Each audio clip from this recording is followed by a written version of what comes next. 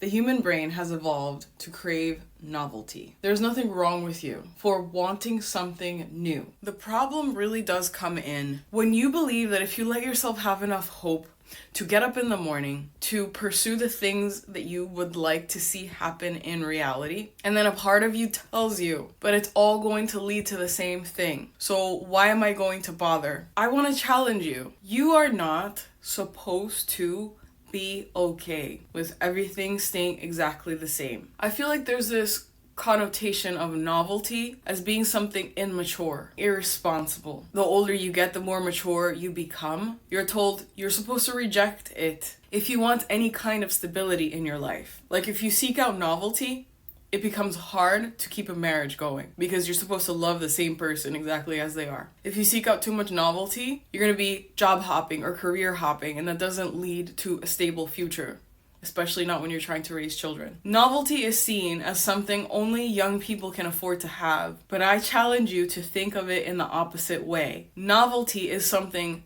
every human being has evolved to desire and need. Novelty can just look different than what you expect it to mean. This is why you hear advice online like how do people stay in happy, committed marriages over a long period of time. The advice is usually go on dates, take each other out, don't take each other for granted, do the things that you would do when you were dating them. It's not about just the attention that you get from that person, because without novelty, you can have a lot of attention from this person that loves you. Why is novelty important? Or why is going on dates important? Because it mimics that same feeling of what new place are we going to discover? Where are we going to go out to eat? The recommendation is literally be creative as to how you can keep that spark alive by introducing new things into the already established relationship that you have. This is not something that can or should be dismissed. We are made to believe that you just have to stay put and work your 9 to 5 and live in that same house for 30 years until you pay it off in order to be successful. Maybe that is how we are living right now, but that's not the ultimate goal, and that is not how we have evolved. We were hunter-gatherers, so we needed to try to seek out slightly new opportunities so that we wouldn't run out of animals to hunt and eat. We were made to seek out safe, new, small challenges at the very least over a period of time. Now, is it harmful for those humans who sought out too much novelty and then they ended up going into unexplored lands and ate some poisonous berries? Yes, but still, we need a healthy level of novelty in our life to keep hope alive, to make us feel like there is a point to doing anything. The more you feel like there's a potential for novelty, or the more you create it in your life, the more hope you're gonna have for everything as a whole. Now, what that's gonna mean for you specifically, I can't tell you because I can't know every single one of you watching. But I know this is a universal thing. Novelty can come from healthy challenges, from knowing that if you try harder at a certain pursuit that you will eventually come to another level of difficulty, even if it's the same endeavor, and that's going to feel different and your life is going to look different if you get to that. But the key to this is you have to be hyper honest about what is worth pursuing. Like, let's be honest, if you are pursuing your current career and you tell yourself, if I work harder, if I'm smarter, I'll get somewhere, I'll get to a new challenge. But you know that other people can't get there, even though they have also put forth the effort that you're attempting to, that they have still been unable to get the raises that they want, to get the further position that they want, and that they're only making a slightly bigger salary than you, and you know that novelty is never going to come. You need to be able to assess things honestly. Stop thinking about your feelings and being all in your head of all of this regret. That's the key. Stop thinking, I'm going to feel bad if I try this or I look at this.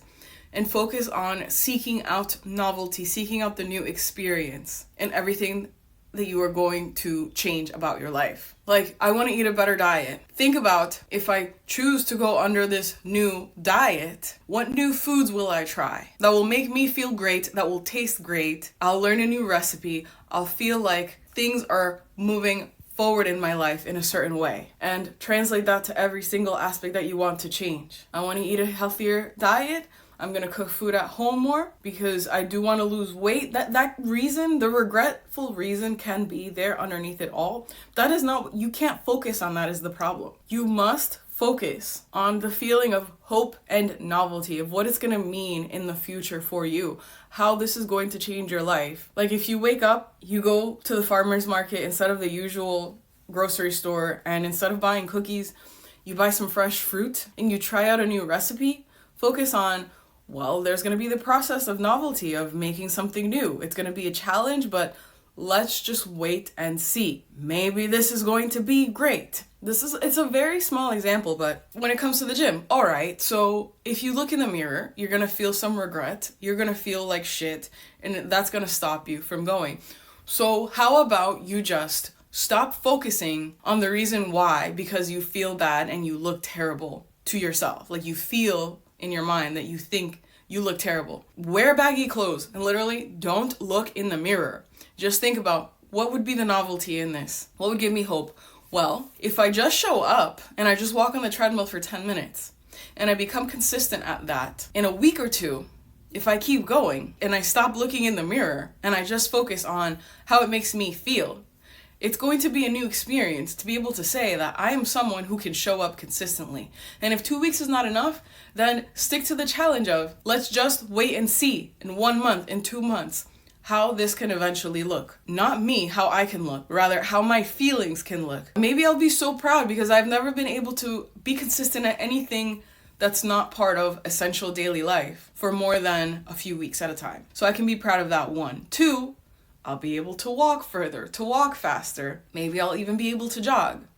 And then, after a longer period of time of seeking out novelty in the ways that you are feeling and the things that are giving you hope for the future, then you can let yourself look in the mirror. Then when you feel like, you know what, regardless of how I look, doing this thing makes me feel so great that I'm going to keep at it no matter what, check on that progress. And you'll be surprised to say, you know what, I sleep better. My lab results came back and my blood work is actually so much better. Who would have thought? I don't fit into my pants anymore because I have lost so much weight. That is how you need to look at things. That is what's going to get you out of the door, out of the house, living a productive life, pursuing the things that you want to do. Stop feeling like all of these reasons in your head that are driving you crazy are the be all and end all of reality. That's not reality, that's just your head. Get out of it and pursue the things that are going to give you healthy challenges to make you hopeful for the future. And here's the trick. If you do just one small thing or 2 small things, that might not be enough because you're going to feel like in the overall scheme of your life, those 2 small things are nothing. But calm down and take it at an easier pace. Don't feel overwhelmed like you need to do all of these things all at once and completely change your life around. You're just going to overwhelm yourself, crash and burn. Take a few things, take 4 or 5 small challenges in different areas of your life and give yourself time to build up the momentum to get to the next phase. Because although you may feel tired doing only a little now, just don't think about it. Set that goal. And eventually your body and your mind will adjust to the new lifestyle over time. So you need to give it time. Then in a month or 2, reassess and add another 5% of effort, 10% of effort maximum. You keep doing that slowly over and over. In 6 months or in a year, your life is going to look completely different. And give yourself rewards as you go. If the novelty is not enough of a reward, add something else to it. Really basic and superficial things can actually work. If you tell yourself, I feel like crap, I have no energy, I want to become a fit person who moves their body more rather than laying on the couch all day for no reason. Invest in a really nice gym outfit. And then when you're like, you know what, I showed up, that's already amazing. Look, this is how I feel when I'm wearing this new outfit. I feel slightly new. It can be as superficial as just getting new clothes. But this is a bonus tip. Outside cues are extremely powerful. Your brain follows these outside cues. Let me give you an example. When you were at school and you wore your school uniform, your identity became tied to the things that you wear, the way that the fabric felt on your skin. So you knew that every time you put on your uniform in the morning, you have to get yourself ready to go to school, to be a student. Similar to a job. Let's say a scrub attire if you're in the medical field, or you have to wear a suit and tie and certain kinds of shoes, you know that the way that you feel when you put that outfit on and when you wake up in the morning, your mind immediately goes to, well, I have to rush and get ready in the morning and go to the job, and I have to be like a more serious person. And your brain starts to identify that the feelings of those clothes and those outside cues, the feeling of the morning commute, maybe a certain kind of coffee that you drink, give you a signal that you have to switch from being the person that you are at home when you're relaxed or when you're with your friends to someone who has to take on this identity in order to survive. You can do the same thing for yourself with your personal goals. For example, something that I did when I moved in here and we decided to make this room an office space was, I'll show you right now. Do you notice how this floor is carpeted and this is regular? I made a ritual for myself. I told myself over and over in my brain, I know this is a little bit unconventional, but hear me out. When I'm outside that door, I can wear the slippers or the shoes that I had that day that I was doing this, and I'm a normal person. And then I crossed over into the room. I took the slippers off. I put them outside and I told myself, as soon as I step in, I'm a YouTuber. I put the shoes on outside of where the frame of the door is. I'm like, now I'm just in my home. I'm a normal person. Take the slippers off, put them away, hop into the room, close the door. I'm a YouTuber. I create videos. This is my creative space. I did that over and over and over again. And eventually it worked, whereas I had never done that kind of thing in the past. I set the intention. I come in here, I sit on this chair, I'm in this corner, and I create videos that people watch, and I create them on a consistent basis. And I'm going to show up and come into this space regularly. Your brain listens to that kind of thing. See, we talk a lot about how there's all of these social media companies using psychology, dark psychology against us to make us obedient, to make us buy from certain brands and to control us. In the same way that that's done to us, type of conditioning that other people try to use against us, you can do the exact same thing to yourself, for yourself. You can condition yourself to be someone who does the one habit that's going to change the rest of your day. If what you need to not stay holed up in your house, in your room for the weekend and to be a productive person is to just get some fresh air, get a dog, or go to the gym. Find something that forces you to go outside and condition yourself, like every day that it's a day off. I'm gonna wake up, I'm gonna put on these gym clothes that have this different feeling on my skin. They're not nice and soft. It feels like they were made for doing active things. I'm gonna put on these specific shoes that are for running. I'm gonna go outside and take a run, or I'm gonna drive myself to the gym. Whatever it is that you choose to do, that's gonna be specific to you.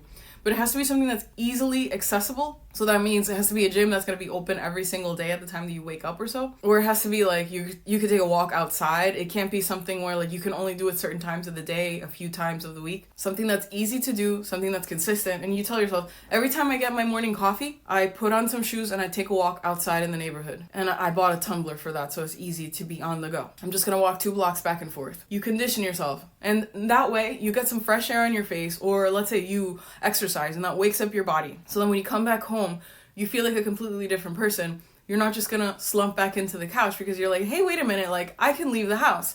I can do such and such. I am an active and normal person. I don't need to just be a couch potato or stay in bed all of the time.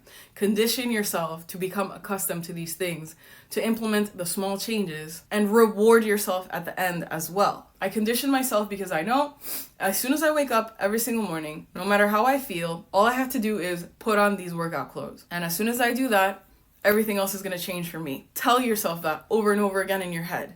As soon as I wake up, I put on workout clothes. As soon as I wake up, I put on workout clothes. Just do one small thing that's going to be a trigger for everything else. You give yourself a reward at the end, which is, now I'm going to make a really delicious breakfast as a pat on the back for waking up when I said I would, when I wanted to, and following through on this thing that I set out for myself to do. I do believe that it does work in a sense because you're giving your brain the instruction and the feedback. It doesn't always have to be food. It has to be something that you personally feel is a reward to you.